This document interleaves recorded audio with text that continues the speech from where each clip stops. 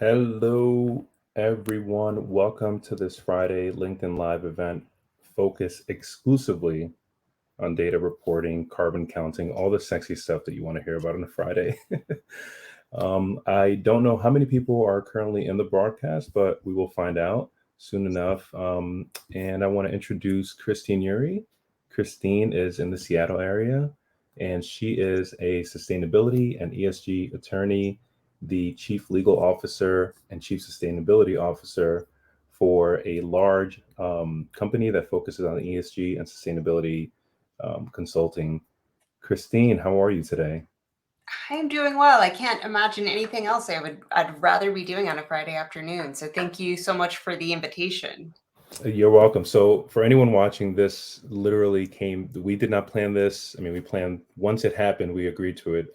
We planned on it. But Christine authored an article recently that was published in Above the Law, a pretty well-known publication for mostly for attorneys. I don't know non-attorneys reading Above the Law, but and it was about carbon counting, carbon reporting, and the EU's corporate sustainability reporting directive. And the article was awesome. And I commented about data collection, and I said this would be a fantastic, a fantastic LinkedIn Live event. And Christine needed to call me out on that and call my bluff. And so, of course, if somebody calls my bluff, I have to go all in. So I said, sure, let's do this. And next thing you know, 3 weeks later, here we are. Christine, let's just start out and let's get right to it. There's a lot of talk about carbon disclosure regulations, both in the US and overseas. Can you give us just a high level overview of that? Yeah, I'd be happy to. So, a lot of companies are already voluntarily disclosing their carbon footprint and their climate actions across the board, both big and small. And there are a couple regulatory actions that are either will or may. Make this an actual requirement for at least larger companies and public companies. So in the US, the discussion is all about a proposed SEC rule that would require larger companies to disclose their carbon footprint, among other things. Now, there's a lot of uncertainty around that law. It recently got pushed out to the fall for decision making. It's been on the table for a long period of time. It's a key priority for the Biden administration, but there's been a ton of commentary on it, mostly around whether or not something called Scope 3 should be included. That seems to be the major kind of fault line, and we can talk about what Scope 3 is later. Things are more certain in the EU. In November, the EU Council adopted what's called the the sustainability, corporate sustainability reporting directive. And that the reporting directive there, CSRD is what it's often referred to, requires large companies to make a broad range of disclosures across environment, social, and governance. But one of the deepest and furthest reaching relates to climate. And so it's disclosures on what a company's carbon footprint is and what they're doing to get in line with the European targets for carbon reduction. Now, I feel like in the US, people are kind of thinking of that as distant. But similar to GDPR, that rule is going to end up applying to companies that are outside the EU that meet certain parameters. So, right now, estimated to apply to 10,000 non EU companies. So these are mostly companies that are dealing in trade within the EU, correct? Yeah. And So go ahead. yes, so it would be the EU companies of a certain size, and then non-EU companies that do have a certain amount of sales or revenue or connection with the EU. And I think the figure I saw was it 150 million um, in $150 million or euro, or is that a figure that's still in There, flux? there's different thresholds. One of them is sales at 150 million. It's Europe, so I'm going to go euro on that. And they're kind of similar these days with the currency changes. But then there's also different provisions. So if you have a branch operating there and the branch has over 40 million euro, and if somebody wants to write in and correct me on the currency, feel free. Um, to do that, but I know it's a $40 million number.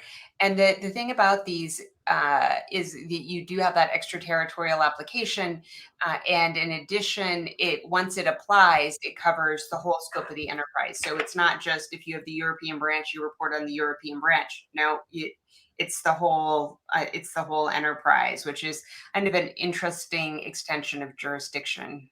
So to be sure, the EU CSRD is also going to impact companies that may be headquartered outside of the EU. Yes, yes. And the point of this is, this gets lost. I think a lot of maybe companies that figure, well, carbon reporting, we don't really need to pay that much attention to it because um, the SEC is kind of dragging their feet here in the States, and overseas. Well, yeah, we do some operations out there, but our headquarters are in the U.S. That should not be the way that people think Yeah. about this, correct? Yeah, I mean, I think the CSRD will be very impactful. The other piece that will be really impactful is really flow downs from. Can I just take a moment and explain what the scopes are before I try to talk about them more? Please. Okay, so when you look at carbon reporting, there's really three big buckets of carbon that is considered for accounting purposes, and these are referred to as Scope 1, Scope 2, and Scope 3. If you learn any carbon accounting terms at all, make it those three terms. And I've done posts on what they mean on LinkedIn, but Scope 1 is your direct emissions. So think of anything that's kind of coming out of a tailpipe, coming out of a factory that you own. It's those kind of direct things that you have control over and you impact.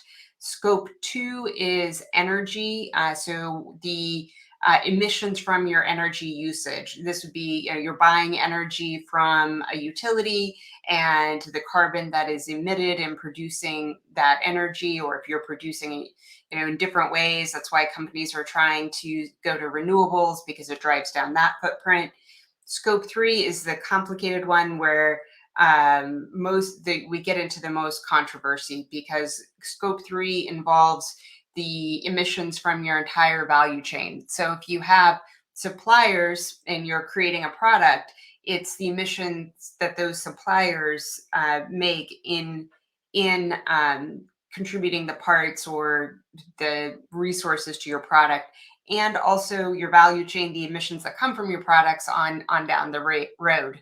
So as you can imagine, that Scope 3 is the biggest category, and it's very hard to track.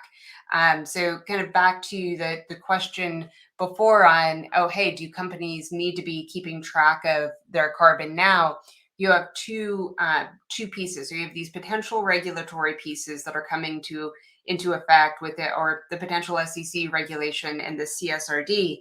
But then you do have also flow down. So if you have large companies that are either, again, a lot of them are doing it voluntarily, either voluntarily tracking their carbon footprint, or are subject to a regulation where they have to track that Scope 3, they have to flow it down to their supply chain. So that means they need to know what the emissions are from their suppliers. And what ends up happening, I know we receive these all the time, is questionnaires and asking, okay, what is the emission from that product that you sold us?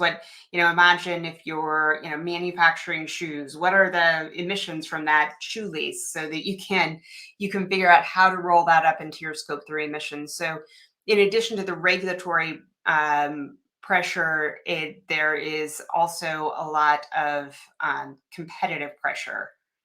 So to that point, the large, Fortune 500, Fortune 1000 companies are all unnoticed, but it seems to me that even smaller, vendors, suppliers, are all starting to take notice of this. Or what's the pulse that you're seeing? Because eventually, at least with the Scope 3 emissions data collection and reporting, the large, reporters, the large companies are going to need that data from their vendors. Yes. And so, what are you seeing just from in the marketplace with respect to smaller companies that maybe themselves aren't reporting, but will be subject to ancillary reporting? Yeah, and this is an area where if things get very difficult because we all or most businesses that we part of being a responsible business is supporting smaller businesses and is supporting diversity in businesses, and so you don't just want to support big players that might have everything around this all locked up and have all their ducks in a row. So as you go. Generally, if you're a large company, your major suppliers probably already have this data or probably prepared to send you this data. But as you go down that chain, and as you get into countries where this may be less prevalent, they may be less advanced, maybe in a an agricultural setting, that kind of thing. They're just going to have less and less of them are going to have data. Now, there is also a lot of counting scoping issues in scope 3, so there are pieces of it. Every company has to set what its borderline is, what things are not within its control or not particularly relevant. So it's not necessarily every single vendor, but we are seeing these questionnaires and requests get pushed down to smaller and smaller vendors, and a lot of them aren't prepared or won't have the resources to do it. And one of the things that that gets talked about quite a bit in the community and the climate community around this is the need to partner with those smaller vendors and not just put the burden on them. Really need companies that are larger and need the data to partner with them on how to do it. Realize that it has costs associated with it, and not just write off smaller companies that might not have the data available. So this takes us back to kind of the main point of at least your article touched on a number of issues, but the data collection and the reporting aspect of it. There are so many companies out there that are purporting to be the best or providing the best data collection tools. And I guess Hmm. if you're a general counsel or a chief sustainability officer at a company that will inevitably be subject to these regulations, like where do you start? First of all, what's the role of a general counsel in a company that manufactures widgets and will be subject to these regulations? Like where should they start? What's their role in Yeah. this?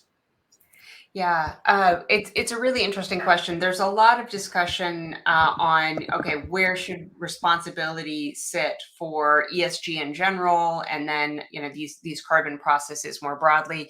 And it very much depends on the organization itself.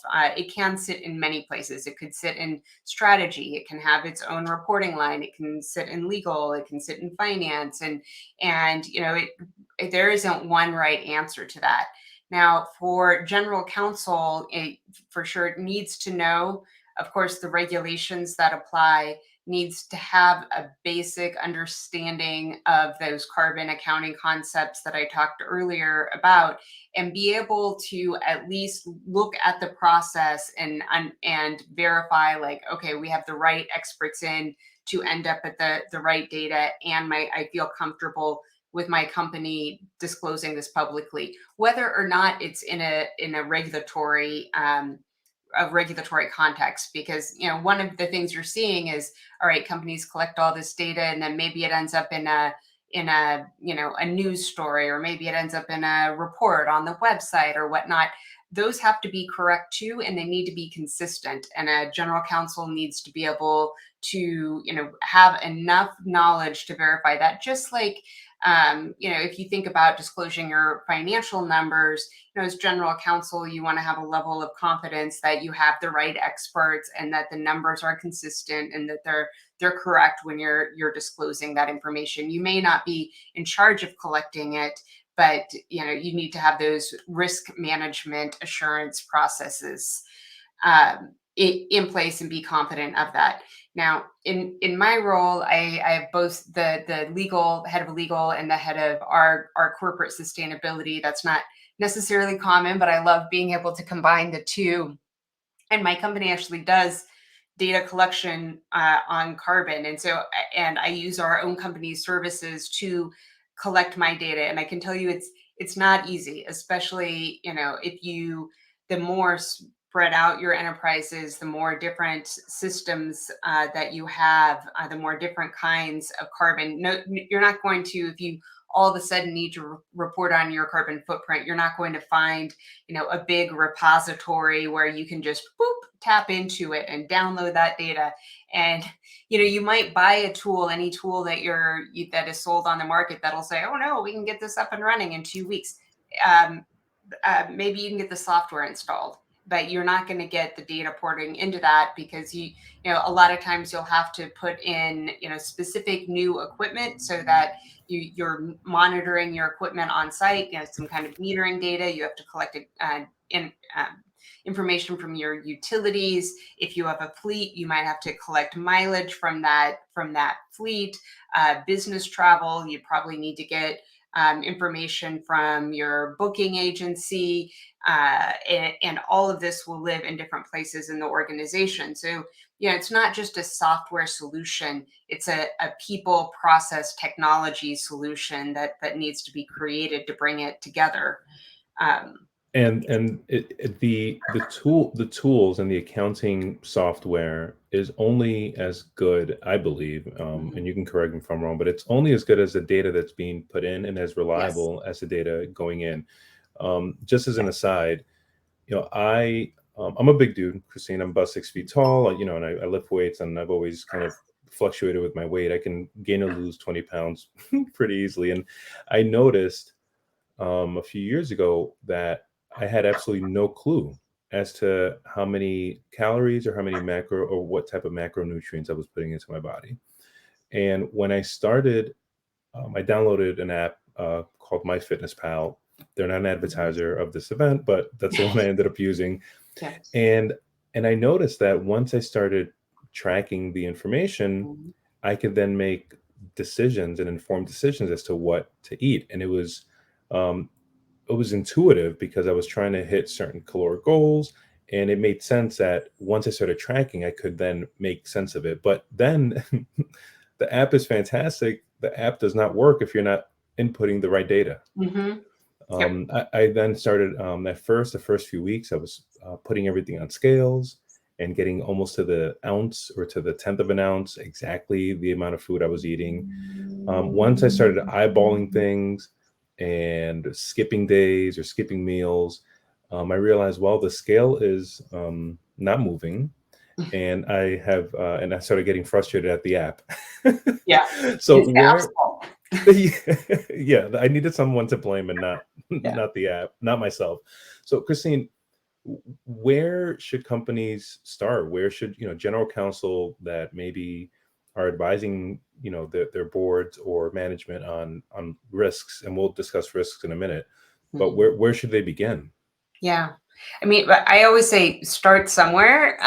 It's really easy to just delay on the stuff, or get so overwhelmed with what you don't know or what you're not doing, that you do nothing. And so start just being willing to start somewhere. And I would start by just getting together a group of the key stakeholders in the company to talk about what are you seeing in terms of the risks. So someone from finance, definitely your major operational areas. You need somebody from the legal team in there, figuring out who is likely to have this data, and also who is impacting most likely. And if you know your company, you're gonna be able to figure out where the hot spots are. If you have procurement, get them in the room and just start that conversation to figure out, all right, who's going to be the key team that's going to at least launch things off, and what are the critical hotspots. So that's,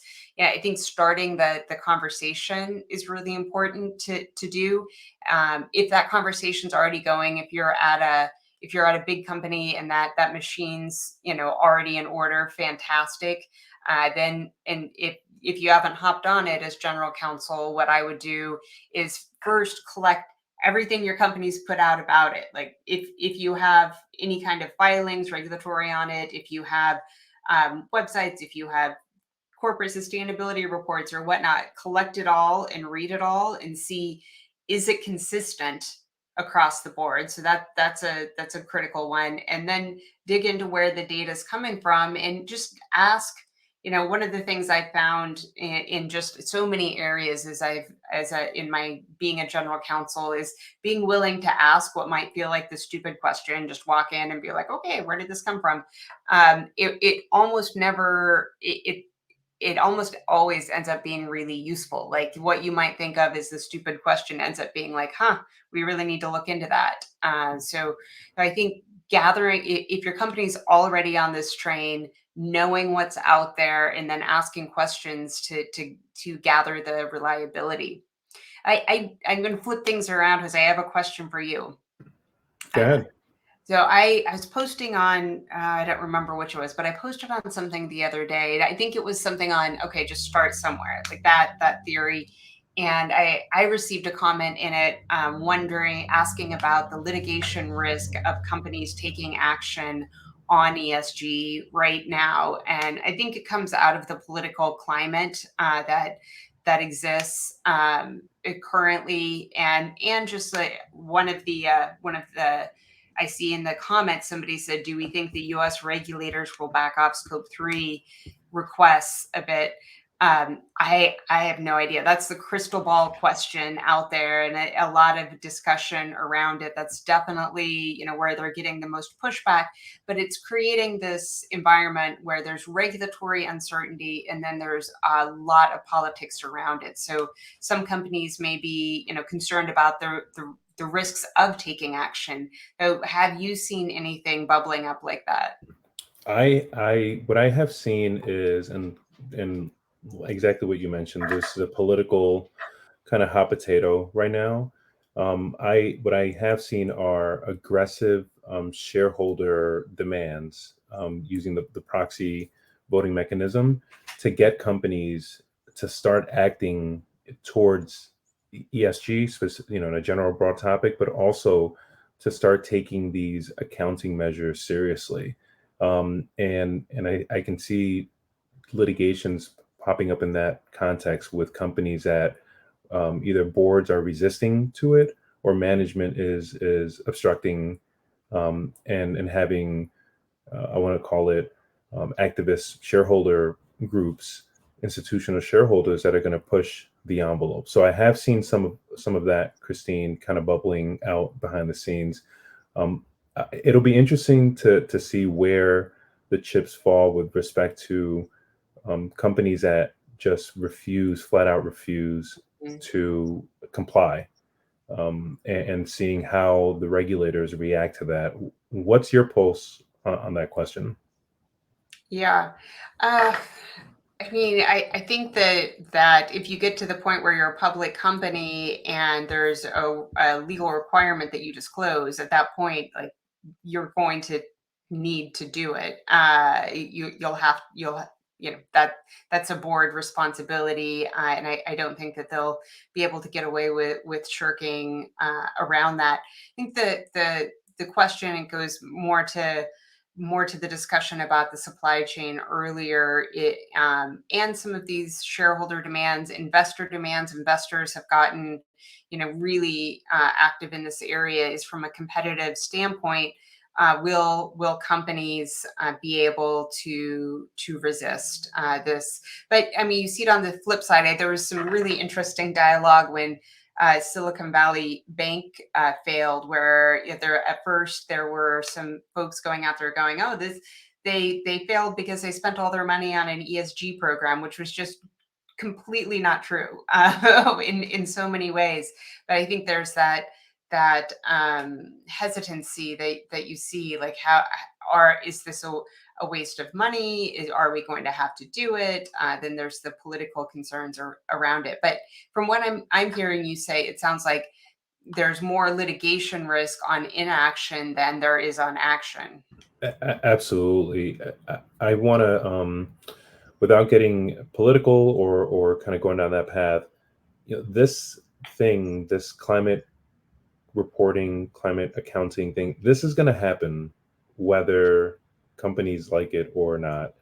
The science has made pretty clear that we need to, in a sense, take stock of what our emissions are, and we as a society, we're using the tools that are available to us. So we've seen it work in the financial sector, and we're just trying our best collectively, we, to apply those same financial principles into this kind of greenhouse gas accounting space. So it's going to happen, and there may be some delays with the SEC rules and the CSRD, and how it ultimately plays out might take a little tinkering. This is all a huge experiment, so Mhm. we're kind of in a learning stage, but the momentum from not just corporate boards, but society as a whole, we've had sort of a collective awakening. And I know that there's a very vocal minority about carbon reporting, carbon accounting, ESG, environmental justice, in large part because those methodologies, those principles that come from, kind of taking stock of where we are as a society, they can pose a threat to bottom lines of a lot of companies. So I understand why there is a significant amount of resistance to it, because it's going to cost a lot of money, and some companies may not be able to survive in the next 20 years because of this. And I hate to say, well, everyone should just evolve and deal with it, but frankly, we've done this. We've been through this before, but the moment calls for us to take stock of what the heck we're putting out there. So, Yes. Christine, in your article, which is a fantastic article, if you haven't pulled it up yet, it's above the law. It's titled "What General Counsels Need to Know About EU Corporate Sustainability Reporting." I'll try to drop a link into the. I don't know if I Yeah. can See if comment. I can do one in the comments. Yeah, it says here with the what we're using right now to host. I can't comment. So if you Okay. can look that up on Above the Law. If not, I'll post to this in the comments on the LinkedIn page. One of the things that you flag, Christine, that general counsel and frankly companies, regardless of the position, if you're in management, is training. Mhm. Training for individuals um, on the CSRD. And you authored this article. I want to say, was this January? No, this was recent. No, it This was was May. just This was 3 or 4 May. weeks ago. Yeah, this Yeah. was a few weeks ago. Have you, in the last few weeks, have you seen anything with respect to trainings? Have things started maybe popping up? Yeah, I mean, training is interesting, and I don't think of it as much on training for the CSRD. It's more like we do privacy trainings, and it's not on the GDPR, but we do trainings for all of our employees on the basic privacy concepts. And the with carbon usage, if you're trying to drive down your carbon usage, it's something that everybody contributes to, and so having creating an understanding of where those contributions come from and what you can do to help control the carbon or participate in recording it. So an example could be an easy one is business travel, thinking about, all right, do I really need to have that meeting where we have 100 people flying in? Could it be 50? Can I do that, every other year instead of once a year? Those things are easier equations. Also, let's say if you're in charge of facilities, thinking about what kind of square footage you need, bigger or smaller. Can you get facilities sited in more efficient buildings? It comes out that way. If you're making decisions on how you're going to run your fleet, do you want to think about electric vehicles, or at least cost out what would that mean to switch your fleet to an electric fleet? Are there government benefits associated with it, and those things? So the more that you can raise awareness around, all right, carbon, what our footprint is, what our stance is as a company, our goals to drive it down. It's really about those individual actions that spread out across the company. It's not going to be a one person. We put this person in charge of reporting, and that's the only person who thinks about it type effort. And I will say, from an employee perspective, as well, what we're seeing is a large desire on the part of employees coming in to feel like their company is a responsible company, looking at some of these pro-social behavior. So if I think companies who really kind of engage their employees in this process will help see a recruiting and a retention benefit as employees feel good about where they work. And we all know the costs of attrition are very significant on companies. So there is a practical aspect of if your goal is to reduce or even measure your carbon footprint, you'll need a lot of employees educated. And then there's a cultural aspect that's about creating a work environment that people choose. I see a lot of parallels, obviously, with data, carbon reporting, ESG, and environmental justice.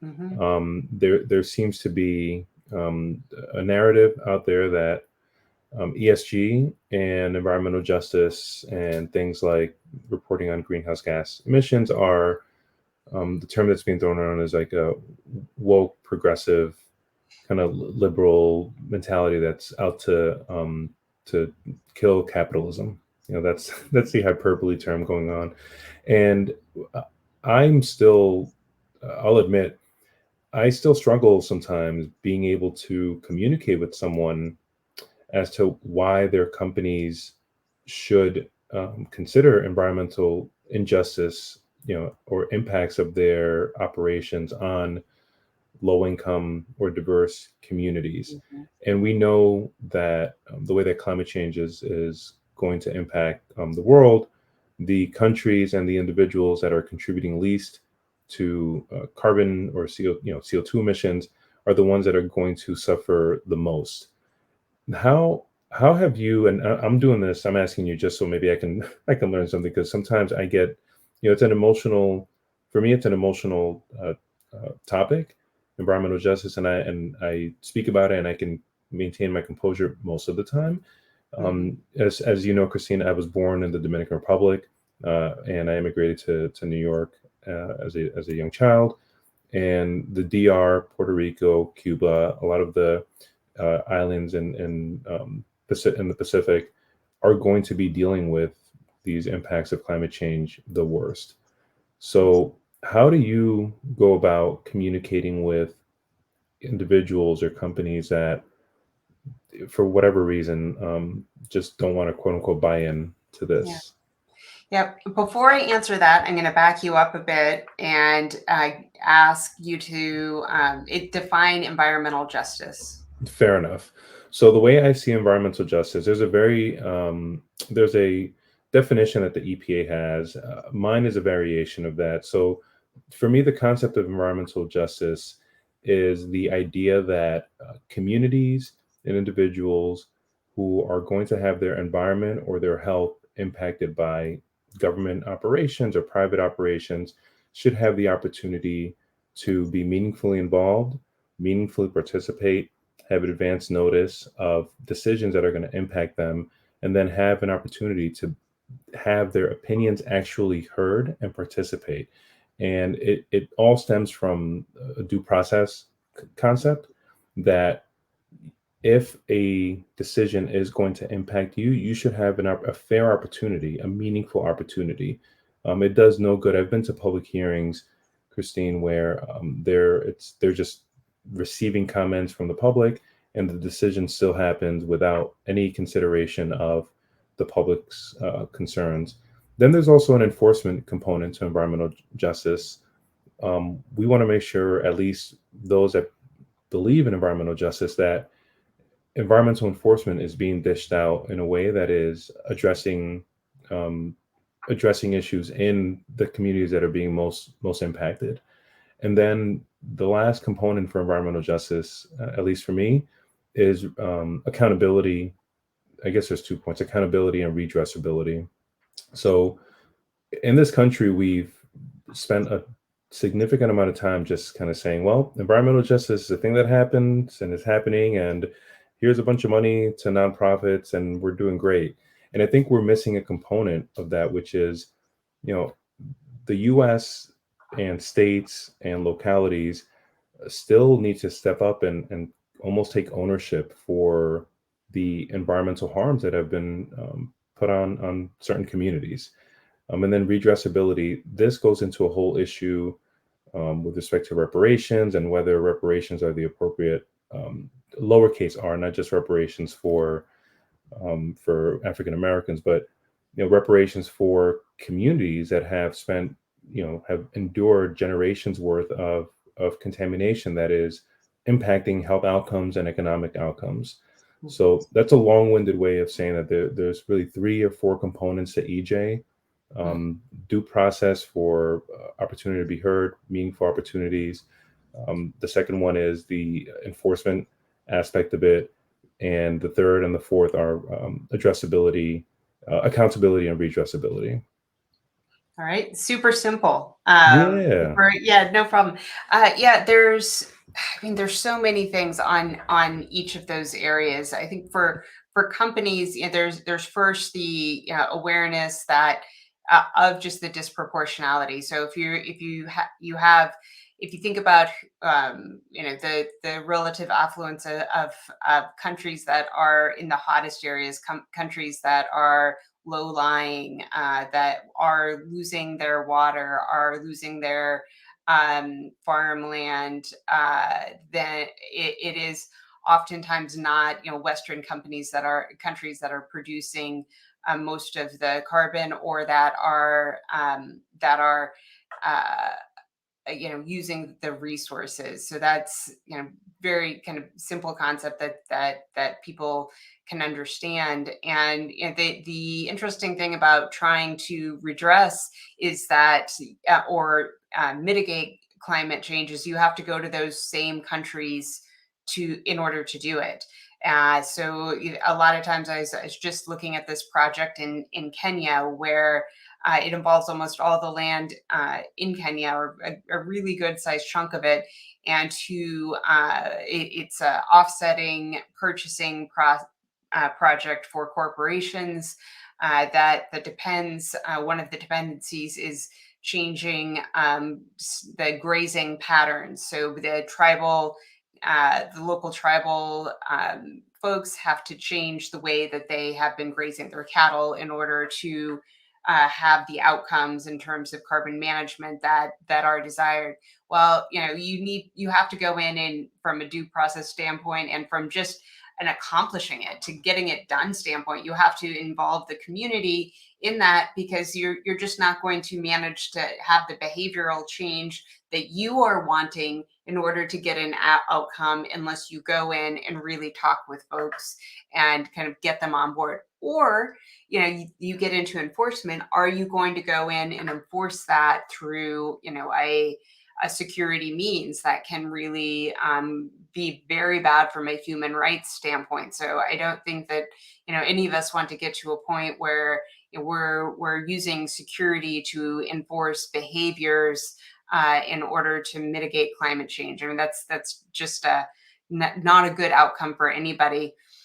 The other thing is recognizing the complexity and the opportunities. So one of my favorite projects to talk about that my company did, we worked with a port. I'm not going to say which port, but we worked with a port on a plan to electrify the trucking that was coming in and out of the port. So there's a lot of shipping. You can imagine a lot of trucks.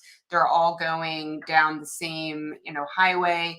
all the folks that live around the highway, guess what? The land is less expensive. It's a inexpensive, comparably place to live. So you have low income and diverse folks that are living along the highway. And we could show that if you electrified this fleet, there were so many trucks going down the highway, it would improve the air quality to the extent that the reduction in medical care costs for the children that lived around the freeway more than offset the cost to the state of electrifying the fleet. That is a complicated set of cause and effect that you have to work through, but that's kind of the complexity and the basic idea. It's going. I think that the hard part for individual companies is you're looking at it and you're looking at, okay, this purchase of equipment or this, way that we're going to change how we get our energy usage is going to cost X, Y, or Z for us. But the collective cost of changing climate, if you look at it, the increase in storms, the destruction, the loss of farmland is exponentially higher than making these investments. So it's how do you really motivate collective action? Then you have the problem of, hey, what I do isn't going to make a hill of beans unless these other thousands of companies do it. So you have to motivate that collective action, and do it in a way that is meaningful and that everybody feels like, okay, we're on an equal footing, we're all taking this step together, and understands the cost of inaction here. And I feel like we're on the same frequency right now, Christine. That was really freaky because that was actually my next question for you was, as we have about 4 minutes left, Mhm. for companies that are wavering or people that are watching this that are really haven't started the process of collecting data for their companies or don't even know where to begin, and they get this analysis, this paralysis by analysis. w- what is the cost of inaction here? The longer companies wait. Yeah.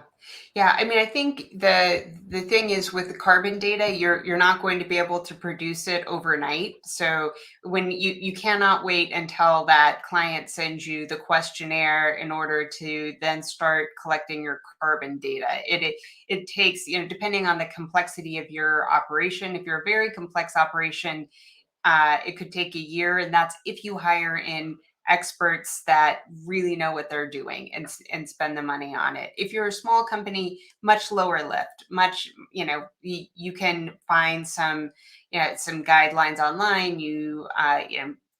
Collect your commuting, your office square footage. You don't have the kind of resources, but it's a lot lower lift. I think that the cost of inaction, then in terms of assembling the footprint, is you're not going to have the information when it's needed, and it's coming up fast. It's not going to be 2030. It's the CSRD is talking about having companies report for the first time in January 2025 on their 2024 data, which means you have to have that plan for that collection of the 2024 data, and you really need to be starting on it now. And in turn means, as the CSRD does include scope 3, is you're going to see that chain going on down the line. So I think delaying, you're going to end up put in a position where you're under a lot of pressure to produce this more quickly than you can. And I've heard of calls from a CEO where it's like, oh, my board gave me 2 weeks to get this information. You know what? You're not going to get it in 2 weeks. It's not going to happen. That's really where you get a cost to inaction now. Yeah, so there, you had mentioned the agricultural industry as one that might face some significant challenges in getting their hands around, how much carbon they're emitting, through upstream and downstream sources. The one that I could see as having maybe the easiest time, and correct me if I'm wrong, is probably the data, like data centers. It's just like a warehouse and with a bunch of computers, and there's really no even employees there. So, what industries are you seeing that are going to have the most difficult time getting their hands around, this data, this information. Yeah, I mean, I would say anything where you have an extended supply chain, manufacturing extended supply chains, that are on a global basis, it will be challenging to collect the data. In that context, you uh, uh, really interesting about the data center because you're probably right because you're just collecting. Well, let's think about it. You have the energy used by that data center, which is really huge. I mean, one of the things that I underestimated is the amount of carbon that we think it's in the cloud. It's not in the cloud. It's in these giant data centers that use a ton of energy. And then Yeah. you have, all of the carbon that goes into manufacturing all of those servers. So, all of those parts that are in the factory. Then you have the building itself. A data center can actually be a lot more complicated. Then if you're trying to green that data center, put it on renewables, like how do you build on-site renewables? How do you make that building more efficient? So, it's easier because it's all in one place, but there's Right. still a lot of complexity. I think, when you get into B2B, your law firms, your service industries where you don't have those hard assets, it does get a lot easier in that context because you won't have, a significant supply chain. You're not buying widgets from China. What you're looking at, employee commuting, if you have that, your office space, whatever supply chain you have, maybe for purchasing computers. It was interesting. We did a deep dive on our digital footprint in the last few months, and it came back that our most of our digital footprint goes into monitors. And so, we actually changed our monitor policy. You used to be able to get two monitors. Now you're limited to a monitor and your laptop, and What? yeah, That's ridiculous, Christine. I need exactly. Well, three monitors. yeah. Yeah, exactly, and that's what I heard. And then with the work from home and the hybrid, you think about it, if you have 2 monitors each, now you have 4 monitors because Mm, have double supplied people, across the board. So, yeah, they're anyway, from a B2B professional services, like a law firm, that kind of thing, you'll have your technology and furniture spend, your office, your business travel, your commuting, but that's a pretty simple model. If you're getting into anything where you have an extended supply chain, that will be more difficult. And then in agriculture, what you find is, even you hear about cattle all the time, and the cattle industry and loss of forest related to that.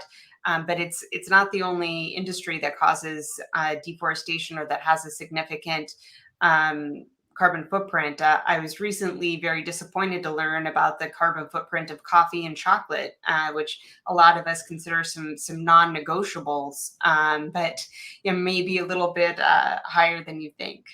oh, Christine, why are we ending on that note? Because Yeah. I just finished my second. I have 2 cups of coffee, Yeah. one in the morning, one in the early Yeah. afternoon, and now I have to give some thought as to the carbon Do you buy footprint it of. fair trade, Jose? I hope you get fair trade coffee. I do get fair trade coffee, so Yeah. that I will admit to that. But I'm not gonna lie, I drink this espresso Cuban coffee called Bustelo. And I don't think they're fair trade. So I gotta look into that. I may have to write Oh my I may gosh. have to write them Christine, it's I'm putting fantastic. you on the spot here. That's fine. I'm all right with that. Yeah. And you Um, can look, I mean, like chocolate is kind of an interesting one because you have a lot of um, concern around forced labor in the chocolate industry, but there are brands that really specifically address that, like Tony's chocolate bars and different things. So, it really, as you start peeling back the layers of those onions, I'm not here to say any industry is bad, or we can't address things. I am generally an optimist, and I think that most people are trying to do the right thing every day.